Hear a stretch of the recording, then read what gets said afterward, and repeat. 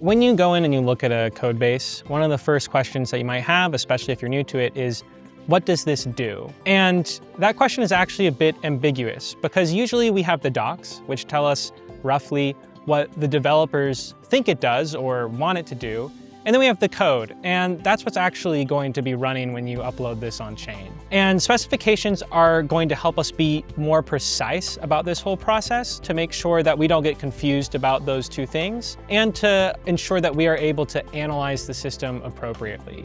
So a specification is going to take that intent, the idea that the developer has or the property that they expect will hold over their code, and they encodes it into a language that can be interpretable by machines or computers. And this is going to be a great benefit to any human auditor, any tool that's analyzing the system, because it provides a ground truth for what the system is supposed to do, instead of something reverse engineered from a combination of docs and reading the code.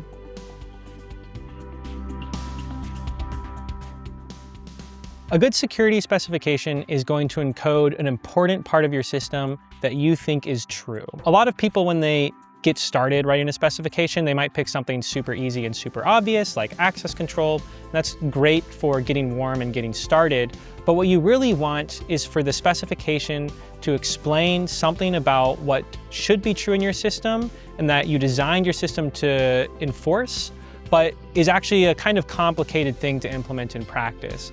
And this is going to make sure that those key fundamental properties are checked for by machine tools, by automated analyses, and by manual audits. So, for example, imagine you're writing a vault. Most of the operations, you don't expect a user to interact with your vault through this process and radically change the value of your vault token, either up or down. Most of the time, when you are envisioning and designing this system, you expect that whatever the user does, they probably can't incredibly and suddenly inflate the value of your token. That's very suspicious and probably something you don't want to be true. So you can encode this into exactly that property logically.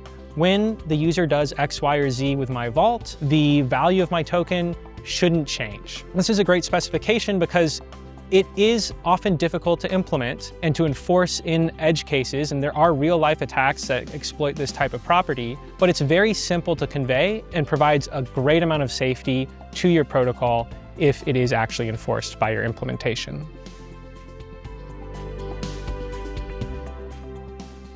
A great way to write specifications is to essentially go through parts of the threat modeling process. So start by looking at the main workflows in your project. Write down who is supposed to be able to use these workflows and, in natural language, what are these supposed to do? And then look at your system and look at what else is present in your system and think to yourself, should these pieces of state be affected? Should this change? If somebody interacts with my system through one of my core workflows, do I expect another user's account to change at all, for example?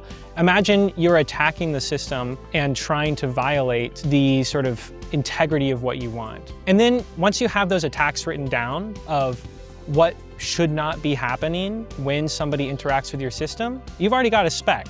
If you just negate that, that is a safety property that should hold over your system. Now, a lot of people are intimidated in moving from this step to the machine encodable language. And luckily today that's easier than ever. So AuditHub has a custom language designed by programming language experts to make this encoding process as simple as possible. And with advancements in AI, it is very easy to take your core idea and the carefully encoded and defined language of V and map directly from natural language text into a precise V specification. And one thing that's really important here is that the natural language specification is often actually less useful in certain contexts, and not just for Orca, who's going to use this specification to find violations and to help you know and trust that this specification is actually true. This specification provides a precise logical statement that you can then check your own understanding, that can be given to auditors for them to understand how the system works, and for you to understand exactly what guarantees you are gaining from any automated tools that you apply. So the AI piece is great because it makes things speed up,